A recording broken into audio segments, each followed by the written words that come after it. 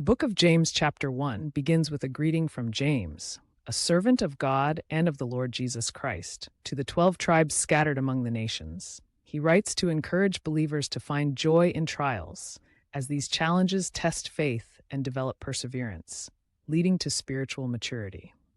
James 1 5-8 advises believers to ask God for wisdom, who gives generously to all without finding fault.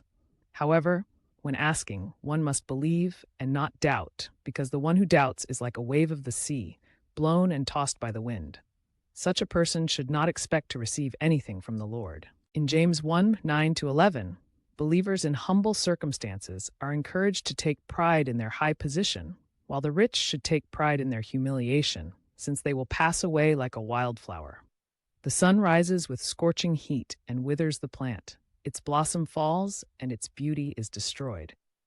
In the same way, the rich will fade away, even while they go about their business. James 1 12-15 speaks of the blessing for those who persevere under trial, for having stood the test, they will receive the crown of life that the Lord has promised to those who love him.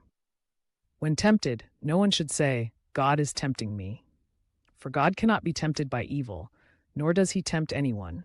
But each person is tempted when they are dragged away by their own evil desire and enticed. James 1 16-18 warns believers not to be deceived, reminding them that every good and perfect gift is from above, coming down from the Father of the heavenly lights, who does not change like shifting shadows. He chose to give us birth through the word of truth, that we might be a kind of first fruits of all he created.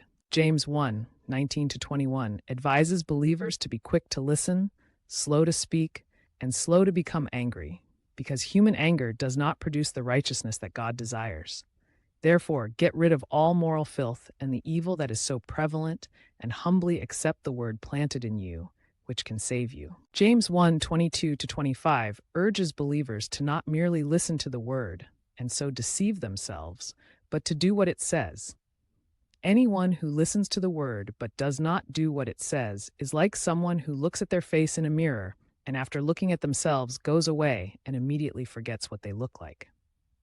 James 1 verse 26-27 concludes with a call to true religion, stating that those who consider themselves religious and yet do not keep a tight rein on their tongues deceive themselves, and their religion is worthless. Religion that God our Father accepts as pure and faultless is this: to look after orphans and widows in their distress, and to keep oneself from being polluted by the world.